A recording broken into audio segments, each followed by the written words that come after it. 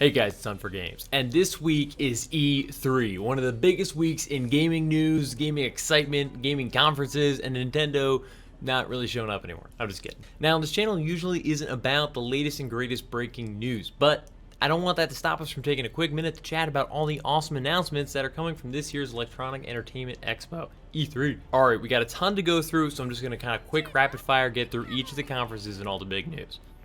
Alright, so Sunday night we had EA and Bethesda, the big news makers here being more Battlefield 1 footage and Titanfall 2 from EA, some fresh Dishonored 2 footage, Quake Champions, and Skyrim announcements from Bethesda. Let's hit these one at a time. Battlefield 1 continues to look awesome, and I hope the destructibility that they're showing off is all over the place and not just in the little areas that they're showing off.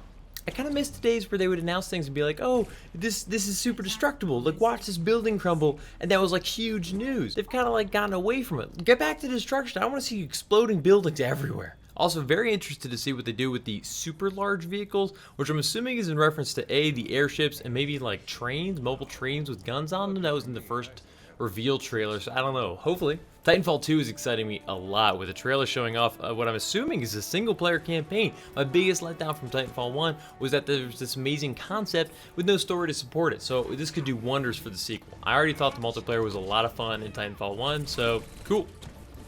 Dishonored looks smooth and fast. It looks like if you were a fan of the original, this should just be a more polished experience overall, so nothing but good news. I'm kind of excited to go back to finish the original, which I never quite beat, before the release in November.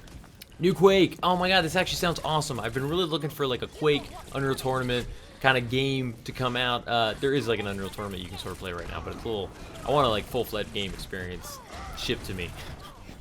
Anyways, Quake, just a teaser without any real footage to get us going, but I'm hopeful that this can fill that multiplayer gap of kind of like goofy fun shooters with lots of explosions, run and gun kind of stuff. I was really hoping Doom would fill that multiplayer gap, but unfortunately the Doom single player was far superior to the Doom multiplayer, which wasn't all that great.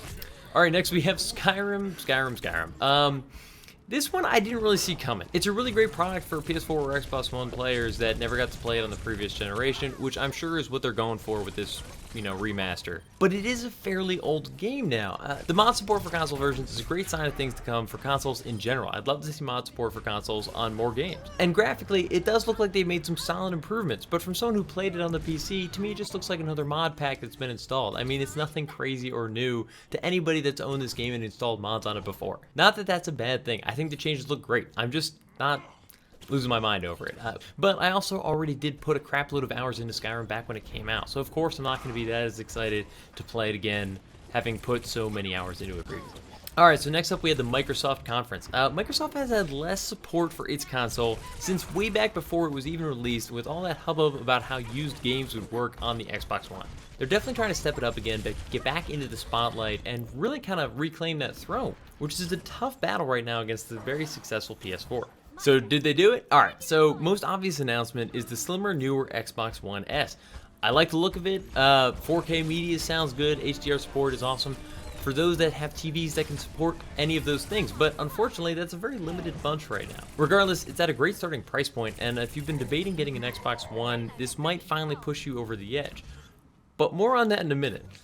Bunch of titles were announced here, but the ones that grabbed my attention are obviously more attention on Gears of War 4, cross-platform co-op with a PC version, Forza Horizon 3, also cross-platform play with the PC version, and Scalebound, which apparently is also coming out on PC. Two things to take away from here. A great move on the cross-platform push. That's amazing. Really leading towards a day where I can play with all my friends regardless of what they purchased the damn game on. If they purchased it on Xbox, PS4, PC, whatever, we can all play together. I think it's an awesome idea, and I really would love to see it happen. And B, this is less and less and less of a reason to ever buy an Xbox One if you already own a PC to play games on. I have an Xbox One and I barely use it as it is. The whole point was so that I could play my games with my little brother, multiplayer, but now even if he gets them on Xbox One, I can get them on PC and we can play together for most of the cool new games coming out.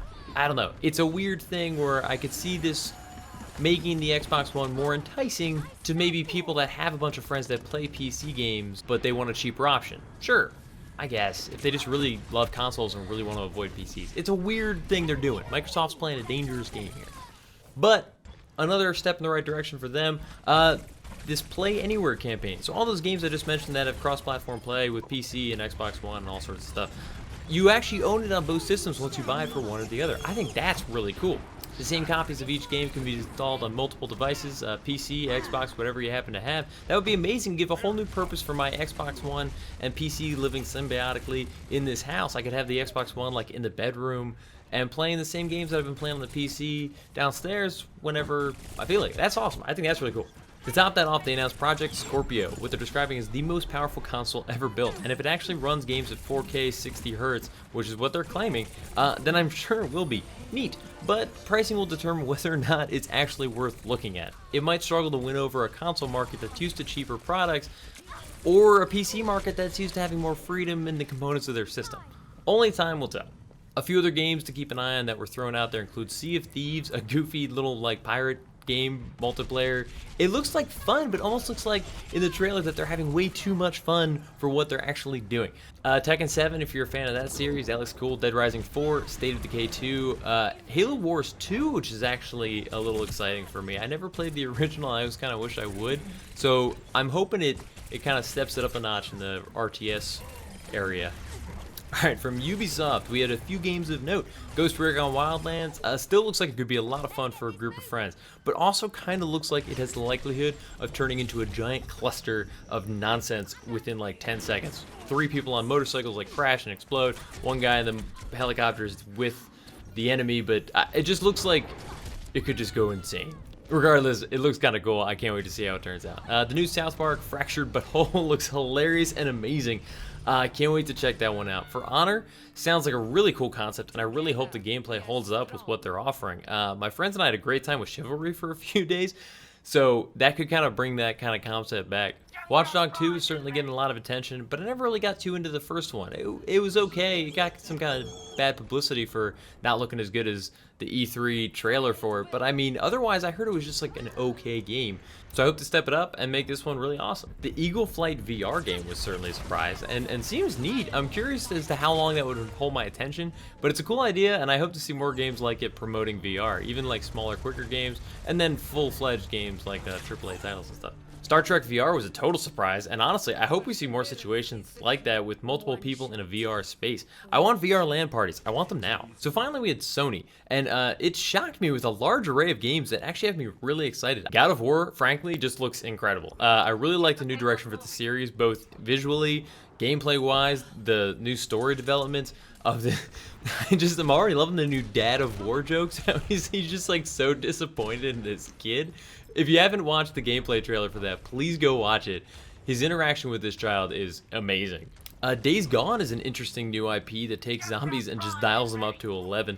I do worry that with zombies just coming at you in constant hordes, the idea of hordes of zombies will quickly become routine, but it totally depends on how they develop it. We'll just have to see what happens. Last Guardian may finally actually get released, and I'll be frankly shocked if it's good at this point after so long in development. But I just love Shadow of the Colossus. I've got to give it a shot. I'm really excited to see what happens with it. Horizon Zero Dawn looks beautiful. When it first came out, I was like, that's a pretty game, but it kind of looks weird. But I'm actually getting really excited. The gameplay just looks like so much fun. I'm really curious about what kind of story wraps around the whole concept of like a post-apocalypse world with these robot dinosaurs everywhere, but whatever, sell me on it. It looks cool. Then we got hit with Resident Evil 7, which I like freaking lost my mind. It looks crazy. It's really terrifying looking, and honestly reminds me a lot of what Silent Hills was gonna be. But I just hope it's not only VR, because I'm not sure my fragile psyche can survive that kind of assault of playing that game in VR. I really would be terrified. Crash Bandicoot Remastered is so exciting. I cannot believe that they're remastering 1, 2, and 3. That's such great news. What's not as great news is that they're shoving Crash into Skylanders, which I'm actually kind of concerned about. I feel like Skylanders is where mascots go to die. I do kind of just wish, though, it was like a new Crash Bandicoot, but I'll take what I get. Spider-Man was a huge shocker. I haven't been excited about a Spider-Man game in years. I haven't played a genuinely good Spider-Man game since like the PlayStation 2, and I really hope this could bring him back into the spotlight as a really fun video game hero. I remember the years where they were trying to make a Spider-Man game like every other year, and most of them weren't that great, but they could be really great. Finally, Hideo Kojima's Norman Reedus teaser, which is just bizarre. If you haven't watched it, take a couple minutes. watch it, take a shower afterwards. I'm super pumped because Hideo Kojima and Norman Reedus, but there's way too little to know at this point to understand what's going on with this teaser. He's naked, there's oil everywhere, there's dead sea creatures, oil spill, dead baby, no baby, weeping Reedus. I honestly didn't expect anything from Hideo Kojima this year. I thought he would still be getting the ball rolling on his, company and everything that's going on with the big changes with Konami. So it's amazing to see that they've made some progress and they've got a teaser out. That's cool. Awesome. All right, last little thing of note is Nintendo. Nintendo is squeezing a little tiny announcement into E3 here with the finally approaching release of Zelda, now officially titled Breath of the Wild. Little backstory, I think 2 years ago, or no, it was 2015, my birthday in 2015, Katie bought me a pre-order for the Zelda Wii U game, so I may get it next year. I mean, honestly, the trailer is just breathtaking. I was so happy to see online that other people were getting the same very strong, like, Studio Ghibli vibe from this whole trailer. Everything's so peaceful, but there's giant monsters just kind of like quietly like going around. Big skeleton creatures are like lumbering, but it's just like soft wind flows through the valley. I think ultimately, from what we've seen so far, it could really be a really fun game. But I just hope that the open world nature and like this material acquisition, weapon degradation, all that stuff doesn't take away from the overall Zelda experience. But I just have to hope that the developers know what they're doing at this point. It's way too early to tell. For what I've seen so far, it looks really cool. Anyways, guys, that was my quick but long rundown of what we saw at this year's E3. Definitely a big one. Lots of cool stuff on the horizon and a lot of exciting stuff with VR that I didn't even really talk about because I'm trying to avoid it for my own sanity's sake. Who knows when I'll actually be able to get my hands on a headset. I know this one was pretty vague, but I really wanted to hit you guys with all the stuff I'm excited about from this year's show. Let me know in the comments what you guys are pumped about, and if I missed some of the coolest announcements, because I really might have missed them. There was a ton of stuff to go over. Like the video and tell all your friends about Hunt for Games so I can actually go to E3 next year and do actual coverage of the event. Let's start a petition, Hunt for Games for E3. Yeah. Seriously, that'd be awesome. But regardless, thanks for watching. Dead sea creatures, oil spill, dead baby, no baby, weeping Reedus.